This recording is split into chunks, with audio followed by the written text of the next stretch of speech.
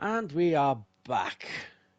It's race 6 of the season, and it's round 3 of the World Super Tours from Croatia, Dragon Trail Gardens. Reverse grid time, so that means Dumas is on pole after finishing 10th. Ingram with the spectacular run up to 7th means he's P4 behind both the Hondas. That poor performance might be seen as a deliberate ploy, but I think it's a bit more to it than that. The Hondas were definitely underperforming, as were the Fords, as were the Volkswagens, and Renault are in a stronger position for this race to get their 1-2 in, much like they've had done for the previous 2 weekends. Adrian Michael Richier, and after one of the prolonged breaks due to a club level endurance race in between, it is the Dragon Garden Festival and a lot of hot hatches, custom hot hatches performing very well, performing very durably in between here. A bit of a clean up after the race to just go do away with some of the stronger marbles that you might see littering the track. Swinney, Michael Swinnett alongside me. No doubt Ingram's going to be very happy with that performance and will want the momentum to continue. Yeah, absolutely. He's got a couple of rear-wheel drive cars just behind him on the grid, so he's got to be careful with his race start. But you know, his Volvo seems to be working well. He's definitely getting the most out of it, so he might be a bit of a factor in this race. Working well after a slump in qualifying. They've got the setup right for the race. I'm assuming Dumas is going to have an absolute flyer off the line, whilst those front-wheel drives behind may get swamped by the BMW Alpha clan. Further back, you can see them already on the move, even though very dimly lit compared to the previous race we've seen in Tokyo. To find that on the feed somewhere. Dumas leads Schneider already up to second. Lammers third. Wittmann about to get that as well. Ingram down to 6th, but that was to be expected. Gasho, Webber filling up the top 8 as the lights go around the Tarquini chicane for the first time this evening. Yeah, all nice and clean through there to begin with. I doubt that'll stay the same as we progress through this race. Schneider already wasting 0 time going for the lead. It's an Alpha BMW rivalry, but not as we know it, because that's the privateer car, Dumas. And Schneider already leading. Lammers, better looking start than the end of the race, but there goes Wittmann about to capitalise on an alternate racing line. Yeah, Lammers was looking a bit aggressive on Dumas after the hairpin, but he's already having to defend. Oh, he got a bit of a wiggle on that, killed his momentum. Killed everyone else's momentum as well, as Ingram managed to swamp past Thompson, as does Gasho. Aiello, they're clawing their way into the top 8 as well. Point to prove from Bathurst, but we perhaps don't want them to have that. They're all their own way. Oh, bit of a collision further Thompson back as having well. to stop on the apex to stop the car from oversteering on him. Causes everyone else to trip over behind him.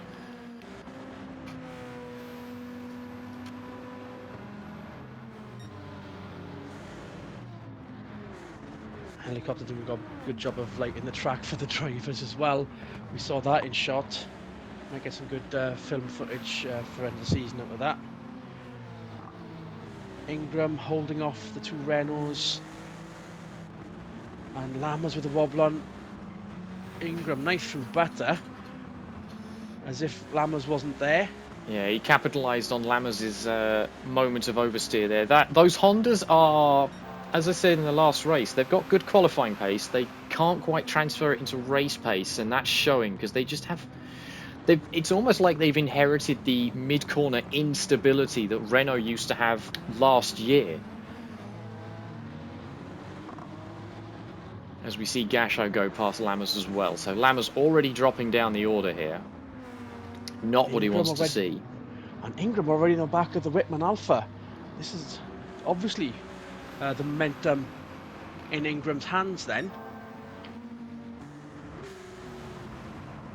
Yeah, it is currently, it does seem to be advantage yellow and blue car, just a different yellow and blue car to what we've been used to seeing so far this season.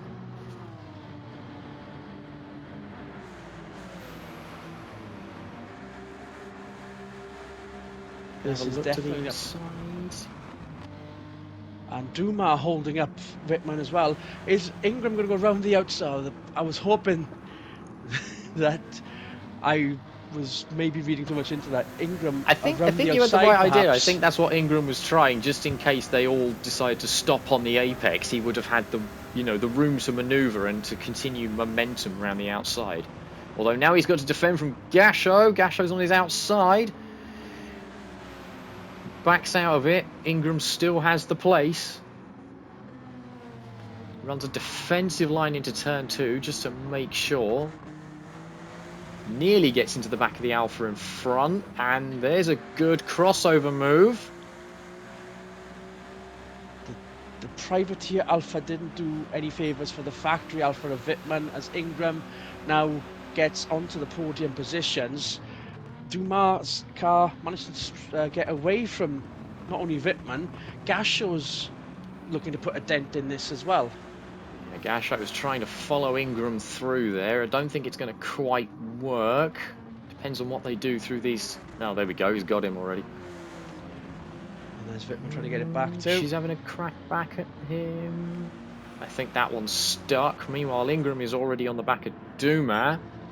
So he's looking to try and get second place here. And a wonderful sunset in the background for those that would like to see more of that. But obviously some decent action going on track through Istanbul as the top 5 are starting to pull away from the mid-pack and the back of the pack.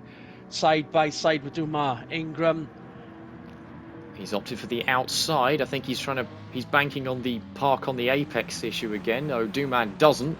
Holds the momentum, so Ingram just has to hang tough around the outside and stare at the back bumper of that Alpha for a little bit longer. Although already taking it too wide, he is not wasting any time here.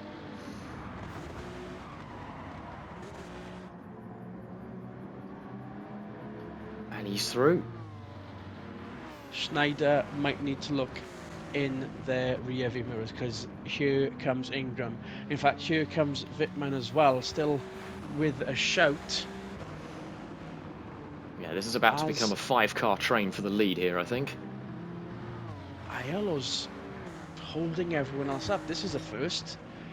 Saw a very good performance. There's still a gap, but Aiello, we were expecting Aiello to be a lot closer. In fairness, we were expecting Gasho to be a lot closer as well in the other car. Kubica up to 12th. Good weekend for one of BMW's junior drivers in a privately run effort. Here's the other Volvo. Then Ekstrom, not the best of qualifying. Very invisible in race 1.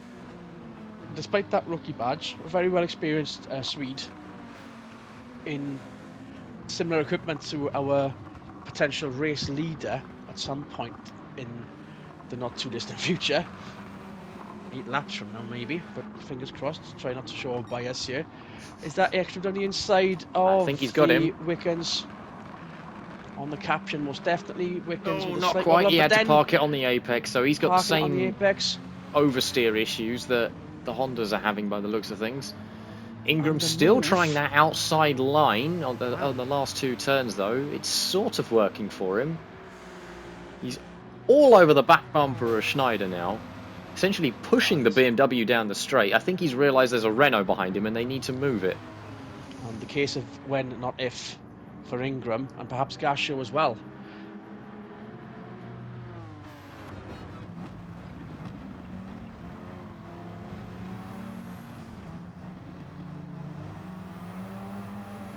Just spaced out a little bit here. No real gains made on anyone through the corner complex there. Though I'm sure they'll all close back up again.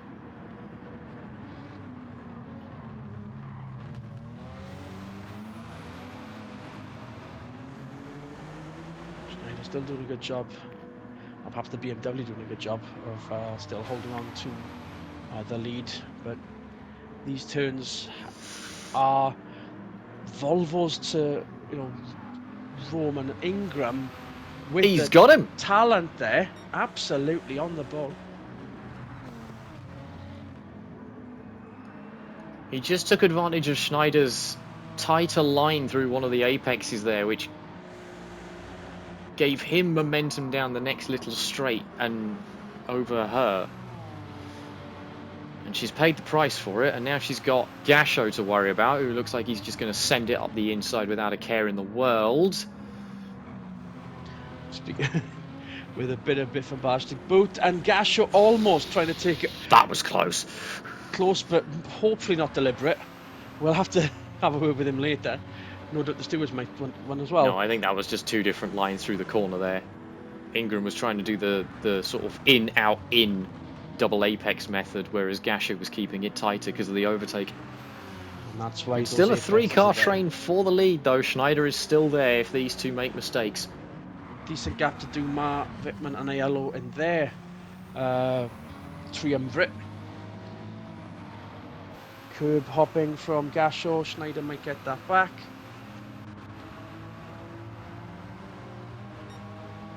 Looks like the Renault Power's just pulled Gasho away just enough to not have to worry about Schneider, but not close enough to have a go at Ingram either.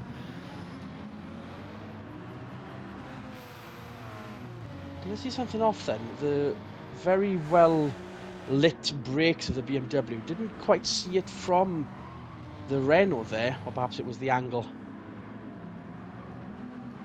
It might be they're running the brake ducts more open because it's just the better setup for them.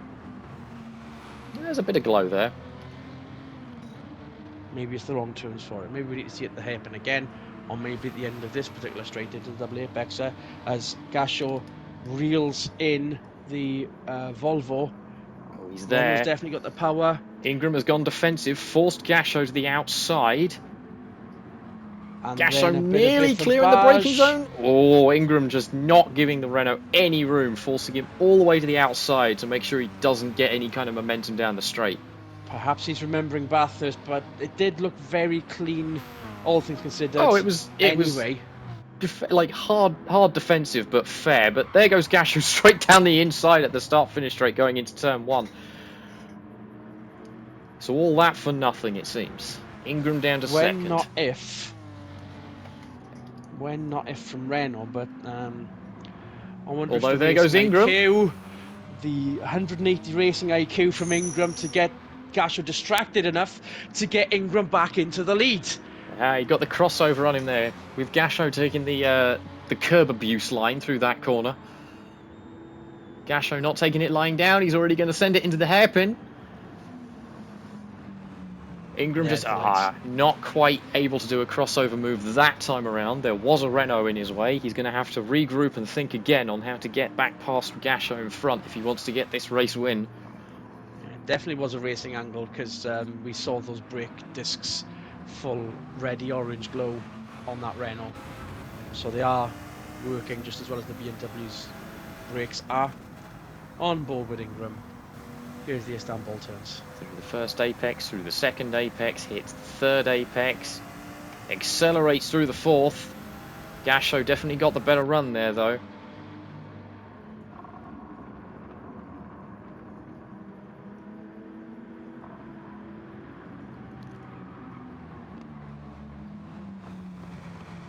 Into the second half of this race, it's now spread out with Gasho. Starts to fly away. We have had our doubts about the weather. It's going to be hard to gauge some of the cloud cover. We've got our radars on, and they're not showing anything either for the remainder of this race. It's going to be a dry one, whether we like it or not. Dumas and Aiello battling for fourth then. It seems it's going to be a wobble on from Aiello there. I was going to say it was going to be a surge for Renault, but if Aiello's got that kind of wobble on there, who knows what's going to happen for Gasho if he's going to have any level of wobble on himself later on. Oh, absolutely. Curb hopping from the 4th, 5th, and 6th there. Wittmann in 6th.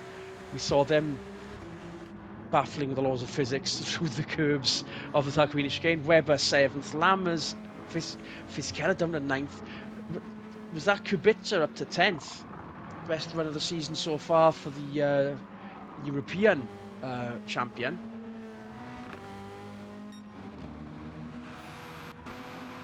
Gasher with a gap, but Ingram.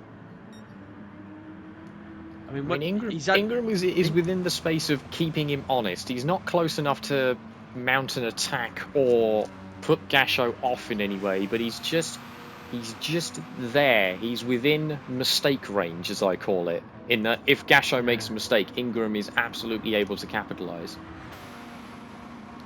He's been in this position before, has Ingram, for the win.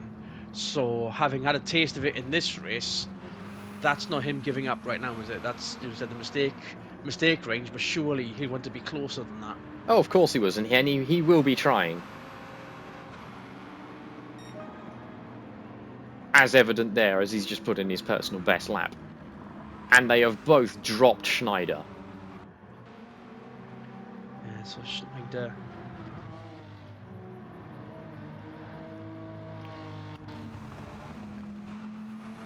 That was a bit of curb abuse.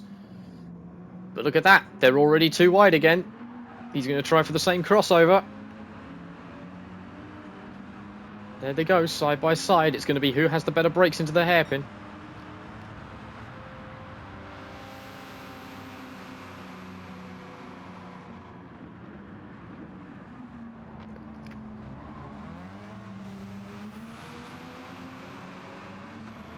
With 3.5 to go.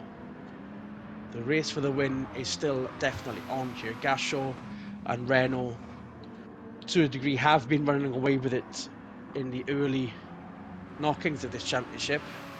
Volvo, as newcomers, were expecting to be, just seeing what comes of it, come what may. This is going to be a pleasant surprise anyway, being second. Full factory effort. If it was going to be a win first time out, it's going to be an even better day for everyone back in Sweden and some of the British engineers involved, or British mechanics involved in the pits as well. Some of which from the European Mazda effort. Notable to Swinney's team last season. So they'll be very happy indeed. We'll know that for certain. Here's still the battle for 4th then. A yellow.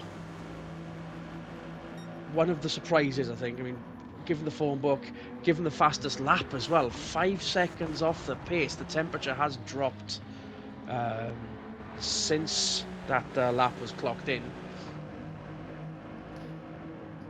Yeah, it took Aiello long enough. It took him longer than I thought he would to get past Dumas, considering, I mean, Dumas is quick and that car is quick, but they are still a privateer at the end of the day.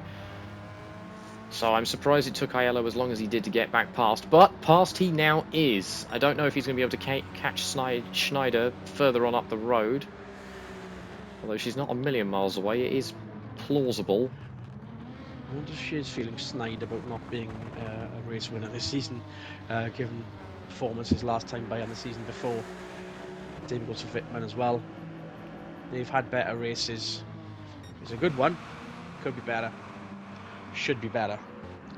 Lessons in love. Gasho and Ingram then are still your top two. We did not expect this from Renault last season. They've obviously put the effort in, the focus to just get this year being the focal point of their efforts rather than trying to maintain what was a bad performance last year. But Ingram will still want to say in this with 2 to go as they cross the stripe this time by. Yeah. Flashing his lights at Gasho, so he's doing everything he can to try and upset the car in front. But again, he's just not quite close enough to mount an attack.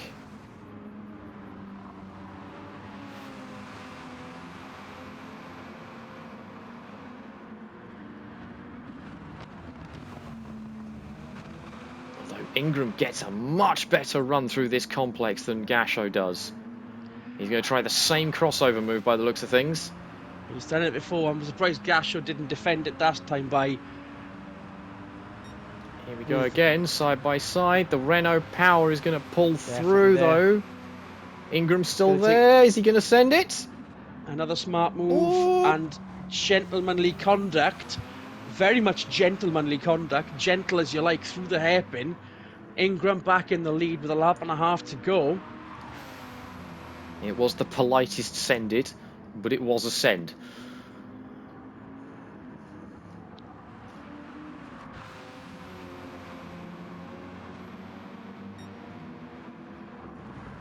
And unless I'm very much mistaken, with this time ball turns to go, Gasho is a bit too far back to get the power down on this straight underneath the paddock. You say that, Ingram's already having to go defensive. They're already too wide. Gasho must have got a hell of a run out of the Istanbul complex. That more like a conceding defeat than a defence, but there's the defence right there through the double apexer. Another gentle move. Not as gentle as the one through the hairpin earlier. Ingram back into the lead. Switching places is what we want to see, especially even if it is just, you know, you're two at the front. Bit of a traffic jam for third onwards. Aiello is now up to third. So if this was any other day, this could easily be a Renault 1-2, but Ingram hasn't read the script. Volvo haven't read the script. Now, Ingram is definitely doing his best to try and spoil the party with his own little bit of curb abuse there. He's got a gap on Gasho, but we know how quick that Renault is in a straight line. Ingram's going to have to, well, he doesn't have to defend this time by, which is good. The only other place he's going to have to be careful now is going into the last two corners, I think, unless the car decides to try and bite him through some of these corners here.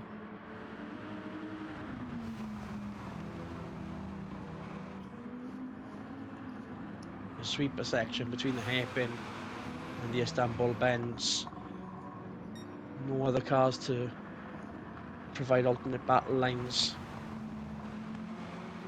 And a very quiet second half of the race led to this very good battle between a driver in his second full season in the Worlds on Volvo's full-time entry to the championship, their rookie season, Gasho on the comeback trail for Renault, Aiello further back, still making sure that they lead the manufacturer championship.